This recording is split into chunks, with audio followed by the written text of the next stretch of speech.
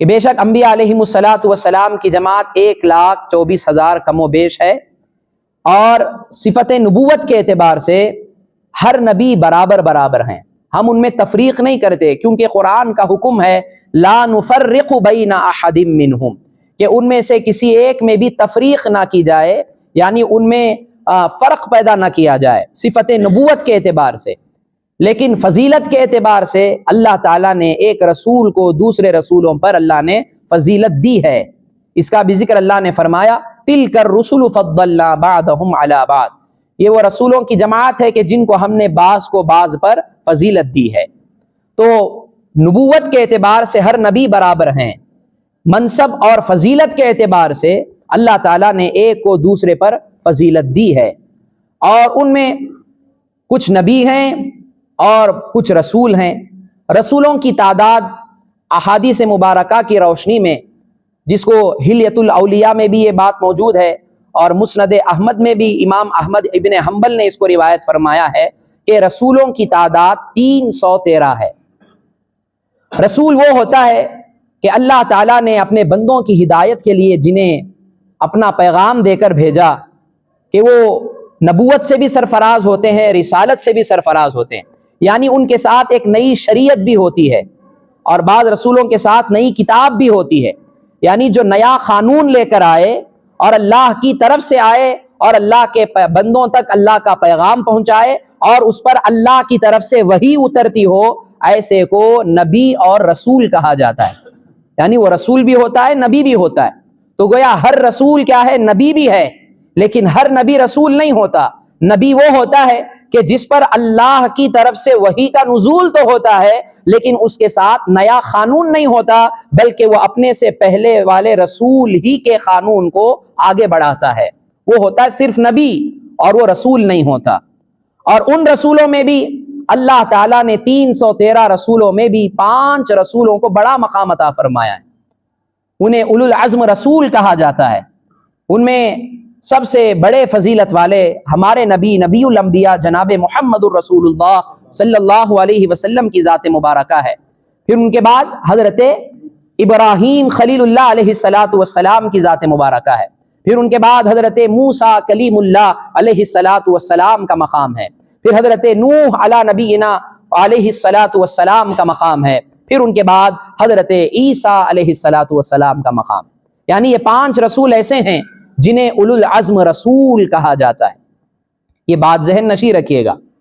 اور اللہ سبحانہ و تعالیٰ نے ان کو بڑا مقام عطا فرمایا ہے، اور ہر رسول اور ہر نبی جو بھی بنتا ہے وہ کوئی اپنی محنت اور مشقت سے نہیں بنتا، وہ اللہ کے فضل ہی سے بنتا ہے۔ اور اب تو نبوت کا دروازہ بند ہو چکا ہے، ختم نبوت ہو چکی ہے، تو لہٰذا اب کوئی نبی نہیں آئے گا، لہٰذا جب بھی کوئی نبی بنا، جب بھی کوئی رسول بنا، تو وہ محنت اور اپنی مشقت سے نہیں بنا، بلکہ اللہ کے فضل ہی سے جو بھی رسول بنا وہ اللہ کے فضل سے بنا، اور جو بھی نبی بنا وہ اللہ کے فضل ہی سے بنا ہے۔ اس میں انسان کی محنت اور مشقت کی بات ہی نہیں ہے، اس کا سوال ہی پیدا نہیں ہوتا۔ تو ان رسولوں کا ذکر اللہ تعالیٰ نے قرآن میں بیان فرمایا۔ پچھلی صحبت میں حضرت ابراہیم کا تذکرہ ہوا، اور آج حضرت موسیٰ علیہ السلام کا ذکر ہو رہا ہے۔ اللہ سبحانہ و تعالیٰ ارشاد فرماتا ہے وَاذْكُرْ فِي الْكِتَابِ مُوسَىٰ، اے محبوب صلی اللہ علیہ وسلم آپ اس کتاب میں موسیٰ کا ذکر کیجئے۔ إِنَّهُ كَانَ مُخْلَصًا وَكَانَ رَسُولًا نَبِيًّا، جو برگزیدہ تھے اور رسول نبی تھے۔ ان میں موسیٰ علیہ السلام کی 3 صفات کا ذکر کیا گیا ہے اس آیت میں۔ ایک یہ کہ آپ مخلص ہیں، اور ایک کہ آپ کی یہ صفت ہے کہ آپ رسول ہیں، اور ایک صفت ہے آپ کی آپ نبی بھی ہیں۔ یعنی ان تینوں صفتوں کا ذکر فرمایا، اور یہ تینوں صفات عظیم صفات ہیں۔ تو معلوم کیا ہوا؟ نبی کا ذکر جب بھی کیا جائے تو عظمتوں ہی کے ساتھ کیا جائے، یہ قرآن کا طریقہ ہے۔ یعنی جب بھی آپ کسی نبی کو یاد کریں، جب بھی کسی نبی کا تذکرہ کریں، تو ان کا تذکرہ ادب و احترام کے ساتھ، ان کی عظمتوں کے ساتھ، اور ان کے وہ فضائل اور وہ مناقب جو اللہ نے انہیں عطا کیے ہیں، ان فضائل اور مناقب کے ساتھ ہی ان کو یاد کیا جائے۔ یہی قرآن کا طریقہ ہے، یہی خدا کی سنت ہے، کہ اللہ تعالیٰ نے جہاں بھی انبیاء علیہم السلام کا ذکر فرمایا تو ان کے صفات کو بھی اللہ نے ذکر فرمایا ہے، ان کی خوبیوں اور ان کی عظمتوں کو بھی اللہ نے اجاگر فرمایا ہے۔ تو لہٰذا یہ اللہ کا طریقہ ہے، یہ قرآن کا طریقہ ہے کہ جب بھی ہم کسی بھی نبی کا تذکرہ کریں تو ان کے خوبیوں کے ساتھ، ان کی عظمتوں کے ساتھ اور ان کی بلندیوں کے ساتھ ان کا تذکرہ کیا جائے۔ یہ قرآن کا طریقہ ہے کہ بے شک حضرت موسیٰ علیہ السلام برگزیدہ رسول نبی تھے، یہ قرآن نے فرمایا۔ پھر اس کے بعد اللہ تعالیٰ نے ارشاد فرمایا وَنَادَيْنَاهُ مِن جَانِبِ الطُّورِ الْأَيْمَنِ وَقَرَّبْنَاهُ نَجِيًّا، اور ہم نے انہیں طور کے دائیں جانب سے ندا کی اور ہم نے انہیں قریب کر کے رازدار بنایا۔ اب دیکھیے یہاں موسیٰ علیہ السلام کی اور عظمت کو اللہ نے اجاگر فرمایا کہ موسیٰ علیہ السلام کی خوبیوں میں سے ایک خوبی یہ بھی ہے کہ جب وہ شہر مدین سے نکلے تو راستے میں انہیں ندا دی گئی، ایک پہاڑ ہے جسے طور کہا جاتا ہے، اس جانب سے انہیں ندا آئی اننی انا اللہ لا الہ الا انا فاعبدنی، ندا آئی کہ بے شک میں اللہ ہوں، اننی انا اللہ لا الہ الا انا، کوئی معبود نہیں ہے سوائے میرے۔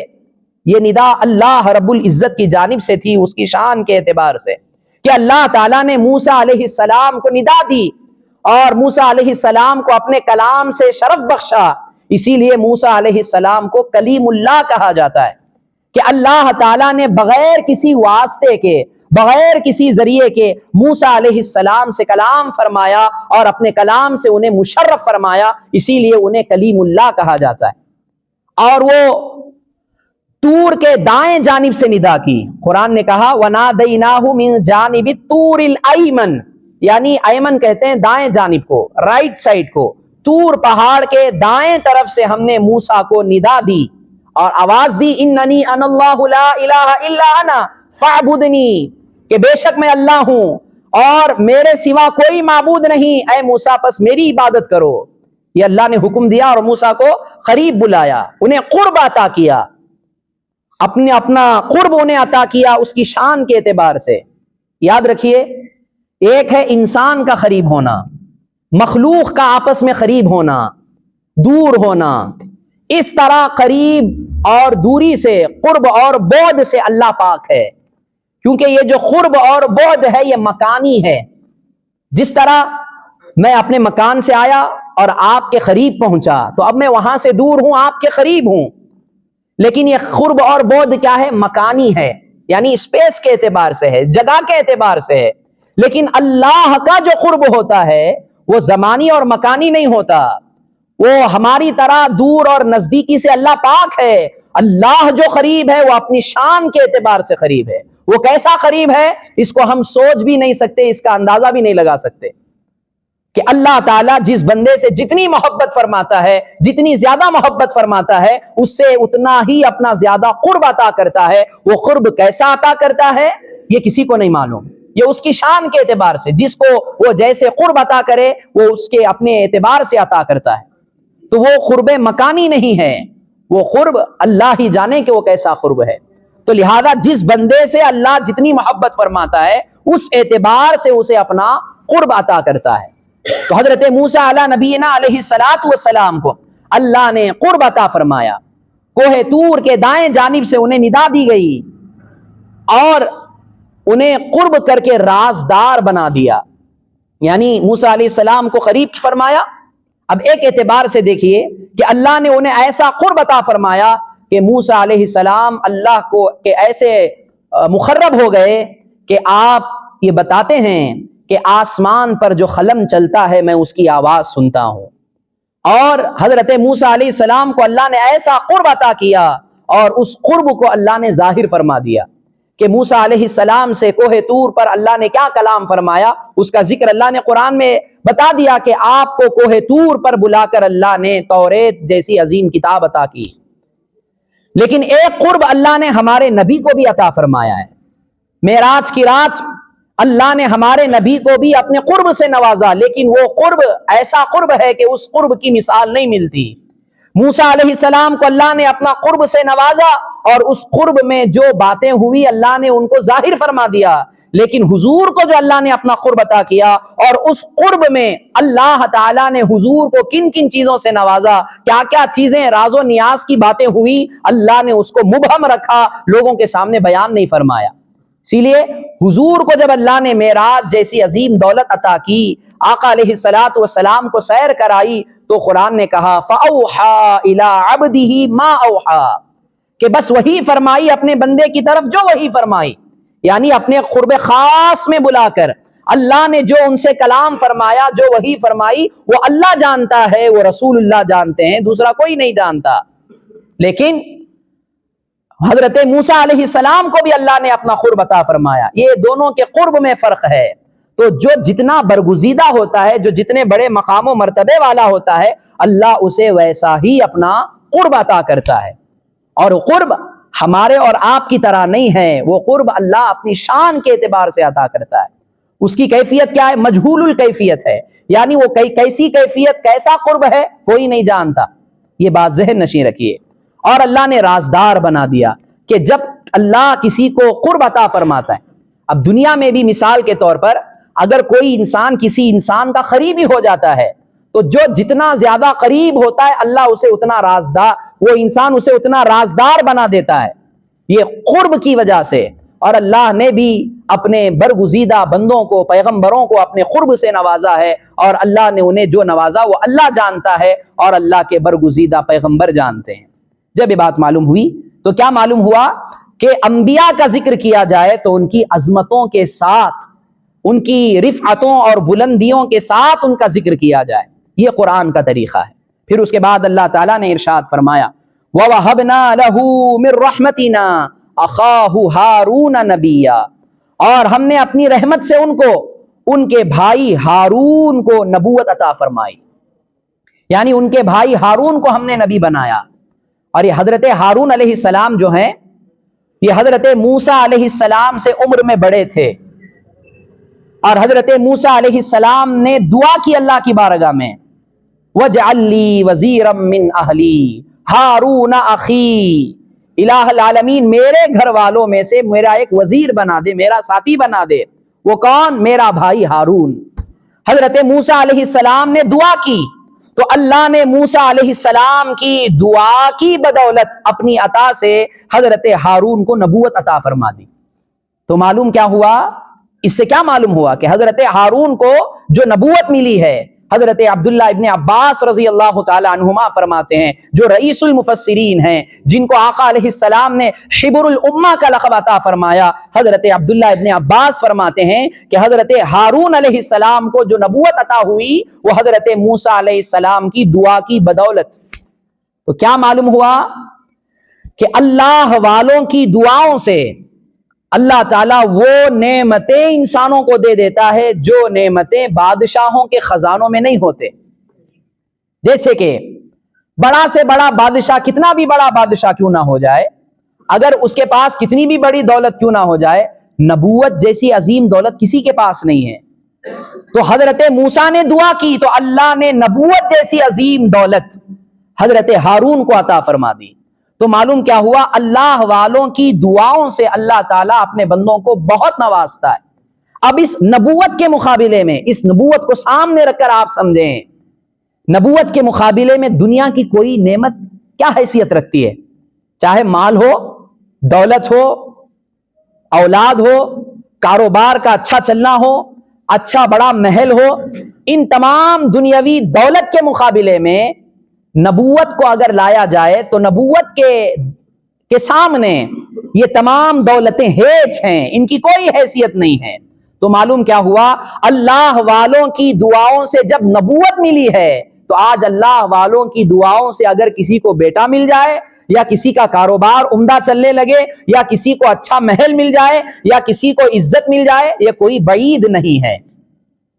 اگرچہ کہ اب نبوت کا دروازہ تو بند ہو چکا ہے، اب نبوت کے لیے دعا کرنا معاذ اللہ یہ بھی حرام ہے، کیونکہ نبوت کا خاتمہ ہو چکا، یعنی اللہ نے نبوت کے دروازے کو بند فرما دیا، ہمارے نبی صلی اللہ علیہ وسلم کو اللہ نے خاتم النبیین بنا دیا۔ اب نبوت تو کسی کو ملنے والی نہیں ہے، لیکن اس سے ہمیں کیا معلوم ہوا کہ اللہ والوں کی دعاؤں سے اللہ تعالیٰ بہت بڑی بڑی دولتیں عطا فرما دیتا ہے۔ تو نبوت سے بڑھ کر کیا دولت ہو سکتی ہے؟ تو لہٰذا اللہ تعالیٰ ارشاد فرماتا ہے، اور ہم نے اپنی رحمت سے ان کو، ان کے بھائی ہارون کو اللہ نے نبوت عطا فرمائی۔ پھر اس کے بعد ان دو ہستیوں کا ذکر ہوا، ایک حضرت موسیٰ علیہ السلام اور ایک ان کے بھائی حضرت ہارون علیہ السلام کا۔ پھر اس کے بعد اللہ تعالیٰ ارشاد فرماتا ہے وَاذْكُرْ فِي الْكِتَابِ اسماعیل۔ دیکھیے کتنے پیارے انداز میں اللہ تعالیٰ اپنے برگزیدہ پیغمبروں کا ذکر فرما رہا ہے، اور ان کی عظمتوں کے ساتھ ان کے جو فضائل اور مناقب خود اللہ نے انہیں عطا کیے ہیں، ان فضائل اور مناقب کے ساتھ اللہ ان کا ذکر کر رہا ہے۔ تو گویا ہر انسان کے لیے، مسلمان کے لیے یہ ضروری ہے کہ جب بھی انبیاء علیہم السلام کا تذکرہ کرے تو ان کی عظمتوں کے ساتھ ہی تذکرہ کرے۔ یہ قرآن اعلان کر رہا ہے وَاذْكُرْ فِي الْكِتَابِ اسماعیل، اور آپ اس کتاب میں اسماعیل کا ذکر کیجئے، اسماعیل کو یاد کیجئے۔ ویسے تو حضرت ابراہیم علیہ السلام کے بڑے فرزند حضرت اسماعیل ہیں، پھر ان کے بعد ان کے فرزند حضرت اسحاق ہیں۔ اب پچھلی صحبت میں آپ حضرات کے سامنے حضرت ابراہیم کا بھی ذکر ہوا اور حضرت اسحاق کا بھی ذکر ہوا۔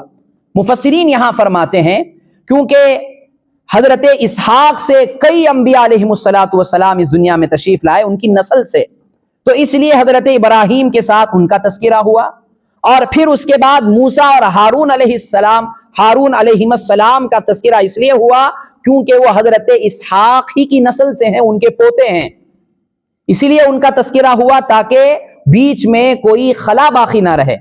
اب بعد میں حضرت اسماعیل کا ذکر ہو رہا ہے، اور حضرت اسماعیل حضرت ابراہیم کے بڑے فرزند ہیں۔ اب ان کا ذکر اللہ تعالیٰ فرما رہا ہے وَاذْكُرْ فِي الْكِتَابِ اسماعیل، اے محبوب آپ اس کتاب میں اسماعیل کا ذکر کیجئے۔ اب ان کی تعریف کرتے ہوئے اللہ تعالیٰ فرماتا ہے إِنَّهُ كَانَ صَادِقَ الْوَعْدِ وَكَانَ رَسُولًا نَبِيًّا، کہ وہ سچے وعدے والے اور رسول اور نبی تھے۔ اب دیکھیں یہاں ان کی بھی تین صفات مذکور ہوئی ہیں کہ حضرت اسماعیل علیہ السلام کی پہلی صفت جو اللہ نے بیان فرمائی کہ وہ سچے وعدے والے، وعدے کو سچا کر دکھانے والے۔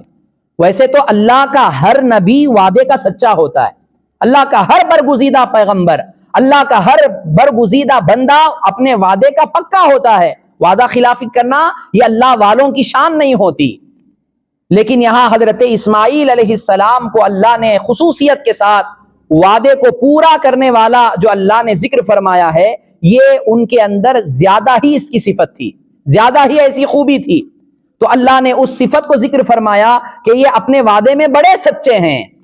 کیسے سچے ہیں کہ ایک مرتبہ کا ذکر ہے کہ حضرت اسماعیل علیہ السلام سے کسی نے کہا کہ آپ اسی جگہ ٹھہریے، میں آپ کو آ کر ملتا ہوں۔ اب یہ وعدہ کیا کہ حضرت اسماعیل علیہ السلام نے کہ میں یہیں ٹھہروں گا، تم آؤ تم مجھے یہیں پاؤ گے۔ اب وہ شخص گیا، بعض روایتوں میں ہے کہ 3 دن گزر گئے، اور بعض روایتوں میں ہے کہ 1 سال کا عرصہ گزر گیا، حضرت اسماعیل اسی جگہ پر ٹھہرے رہے کہ وہ 3 دن کے بعد آیا یا 1 سال کے بعد آیا تو حضرت اسماعیل علیہ السلام کو اسی جگہ پر پایا۔ یہ ہے وعدے کی سچائی، کے وعدے کے ایسے سچے اور پکے تھے۔ اسی طرح ہمارے نبی صلی اللہ علیہ وسلم کے تعلق سے بھی احادیث میں یہ مذکور ہے کہ ایک صحابی نے آقا علیہ السلام سے کوئی چیز خریدی تو اس کو کچھ رقم دینا آقا علیہ السلام کی بارگاہ میں اس کے ذمہ رہ گیا، وہ ادا نہیں کر سکا، اور یہ حضور سے عرض کیا کہ یا رسول اللہ آپ اسی جگہ ٹھہریے، یہیں رک جائیے، میں آتا ہوں اور آپ کی جو بقیہ رقم ہے آپ کو واپس دے دیتا ہوں۔ اور آقا علیہ السلام نے کہا کہ میں یہیں ٹھہروں گا۔ اب وہ شخص گیا، جانے کے بعد وہ بھول گیا کہ مجھے حضور کو کچھ رقم دینا ہے، باقی ہے۔ اب اسے 3 دن کے بعد یاد آیا، اب وہ 3 دن کے بعد جب حضور کی بارگاہ میں حاضر ہوا بقیہ رقم دینے کے لیے تو آقا علیہ السلام اسی مقام پر تشریف فرما تھے۔ یہ ہے انہو کان صادق الوعد، کہ بے شک وہ وعدہ کے سچے اور پکے تھے۔ اور یاد رکھیے شریعت میں وعدے کی بڑی اہمیت بیان کی گئی ہے۔ وعدہ خلافی کرنا یہ منافق کی علامت ہے۔ وعدہ کیا ہے اصل میں؟ ہم نے وعدے کو نہیں سمجھا، قرآن نے کہا وَأَوْفُوا بِالْعَهْدِ إِنَّ الْعَهْدَ كَانَ مَسْئُولًا، اپنے وعدوں کو پورا کرو کہ بے شک وعدے کے بارے میں پوچھا جائے گا قیامت کے دن۔ اب وعدہ کیا ہے؟ دیکھیے، وعدہ یہ ہے کہ جب آپ کسی سے یہ کہیں مثال کے طور پر کہ میں فلاں وقت تم سے ملوں گا، کسی نے کہا کہ مجھ سے ملو، تو آپ نے کیا وعدہ کیا ان سے کہ میں فلاں وقت تمہیں ملوں گا، اور دل میں یہ ارادہ بھی تھا کہ میں ملوں گا، تو یہ کیا ہے؟ وعدہ کیا آپ نے۔ اب ایسے وعدے کا پورا کرنا مستحب ہے۔ کیا ہے؟ مستحب ہے۔ یہ کب ہے؟ کہ جب آپ وعدہ کرتے وقت آپ کے دل میں یہ بات یقینی طور پر ہو، اور آپ کے دل میں یہ بات 100% یہ بات آپ کے دل میں پیدا ہو کہ میں یہ ضرور اس وقت کو حاضر ہوں گا۔ یہ ہے وعدہ کرنا، اور اس وعدے کو پورا کرنا مستحب ہے۔ اور ایک وعدہ کرنے والا کر رہا ہے کہ سامنے والے کو کہہ رہا ہے کہ میں آؤں گا، لیکن اس کے دل میں اسی وقت کیا ہے؟ میں زبان سے کہہ رہا ہوں میں تو نہیں آؤں گا، یعنی اب اس کے دل میں یہ بات ہو رہی کہ میں نہیں آؤں گا، بس زبان سے اس سامنے والے کی دل جمعی کے لیے بس اپنی زبان سے کہہ رہا ہے کہ میں وعدہ کرتا ہوں کہ میں آؤں گا، لیکن اسی وقت اس کے دل میں کیا ہے؟ آنے کا ارادہ ہے ہی نہیں۔ تو شریعت کہتی ہے کہ یہ وعدہ خلافی ہے۔ یہ کیا ہے؟ یہ وعدہ خلافی ہے۔ مثال کے طور پر کہ آپ نے کسی سے کچھ رقم مانگی قرض کے لیے کہ آپ کچھ رقم دے دیجئے، میں وعدہ کرتا ہوں کہ اتنے دنوں میں آپ کی وہ رقم آپ کو واپس لوٹا دوں گا۔ زبان سے تو کہہ رہا ہے، لیکن دل میں کیا ارادہ ہے؟ میں نہیں دوں گا۔ دل میں کیا ہے؟ نہیں دوں گا۔ یہ ہے وعدہ خلافی۔ یہ کیا ہے؟ وعدہ خلافی۔ آج ہمارے معاشرے میں وعدہ خلافی ایک عام سی چیز ہو چکی ہے۔ جو ہمارے معاشرے میں برائیاں ہیں، ان برائیوں میں ایک بڑی برائی یہ بھی ہے کہ آج مسلمانوں کے اندر وعدے کو پورا کرنے کی صفت نہیں رہی، حالانکہ وعدے کو پورا کرنا یہ مسلمان کی علامت ہے، اور وعدہ خلافی کرنا یہ منافق کی علامت ہے۔ اسی لیے حضور نے فرمایا کہ منافق کی 3 علامتیں ہیں کہ جب وہ بات کرتا ہے تو جھوٹ بولتا ہے، جب وعدہ کرتا ہے تو وعدہ خلافی کرتا ہے، جب اس کے پاس امانت رکھی جاتی ہے تو وہ امانت میں خیانت کرتا ہے۔ اور یہاں یہ بتایا گیا کہ وعدہ پورا کرنا، اور دل میں بھی یہ پکا ارادہ ہے، جیسے کہ قرض لیتے وقت کہ میں فلاں دن تمہیں ضرور پیسے لوٹاؤں گا، میں وعدہ کرتا ہوں، اور دل میں بھی یہ بات ہے کہ میں ضرور لوٹا دوں گا۔ اب وہ وقت آیا تو اب اس کے لیے یہ مستحب ہے کہ وہ ضرور اسی وقت پیسے لوٹا دے۔ اگر کچھ وجہ سے نہیں لوٹا پایا، عذر کی وجہ سے، تو اب یہ وعدہ خلافی نہیں ہوئی، بلکہ اس مقروض سے کیا کرے؟ اور مہلت مانگ لے، اور اس مقروض سے ریکویسٹ کرے کہ مجھے اور کچھ مہلت دے دو تاکہ میں آئندہ چل کر تمہاری رقم تمہیں لوٹا دوں۔ اب یہ وعدہ خلافی نہیں ہے، کیونکہ وعدہ کرتے وقت اس کے دل میں کیا تھا؟ پکا ارادہ تھا۔ بعد میں کسی وجہ سے کوئی ایسے کام کاج آ گئے، ایسی چیزیں اس کے سامنے آ گئیں کہ وعدے کو پورا نہ کر سکا، تو شریعت اسے وعدہ خلافی نہیں کہتی ہے۔ تو یہ بات ذہن نشین رکھیے۔ تو حضرت اسماعیل علیہ السلام کے تعلق سے اللہ نے فرمایا وَاذْكُرْ فِي الْكِتَابِ اسماعیل إِنَّهُ كَانَ صَادِقَ الْوَعْدِ وَكَانَ رَسُولًا نَبِيًّا۔ اور اے محبوب، آپ اس کتاب میں اسماعیل کا ذکر کیجئے کہ وہ سچے وعدے والے اور رسول نبی تھے، یعنی وہ بھی رسول بھی تھے، نبی بھی تھے۔ پھر اس کے بعد ان کا ذکر اور کرتے ہوئے اللہ ارشاد فرماتا ہے، ان کی ایک خوبی، ان کی ایک علامت، ان کی ایک صفت، وَكَانَ يَأْمُرُ أَهْلَهُ بِالصَّلَاةِ وَالزَّكَاةِ وَكَانَ عِندَ رَبِّهِ مَرْضِيًّا، اور وہ اپنے گھر والوں کو نماز اور زکوٰۃ کا حکم دیتے تھے، اور وہ اپنے رب کے نزدیک پسندیدہ تھے، یعنی اللہ ان سے راضی ہو چکا تھا۔ اب اس آیت میں بھی آپ کی خوبیاں بیان کی گئیں کہ آپ کے اندر یہ صفت تھی کہ آپ ہمیشہ اپنے گھر والوں کو نماز کا حکم دیتے، زکوٰۃ کا حکم دیتے، اور وہ اپنے رب کے نزدیک پسندیدہ تھے، یعنی اللہ کی رضا انہیں مل چکی تھی۔ تو معلوم کیا ہوا؟ گھر والوں کو نیک کاموں کا حکم دیتے رہنا، اسی لیے دیتے رہنا۔ اب یہاں دیکھیے وَكَانَ يَأْمُرُ، عربی گرامر کے اعتبار سے بھی جب فعل مضارع پر کانا داخل ہو جاتا ہے تو استمرار کا معنی پیدا ہو جاتا ہے۔ تو یہاں ایک بار دو بار دعوت نہیں دیتے تھے، بلکہ ہمیشہ ان کی عادت تھی کہ وہ اپنے گھر والوں کو نماز کی دعوت دیتے رہتے تھے، اور زکوٰۃ کا بھی حکم دیتے تھے۔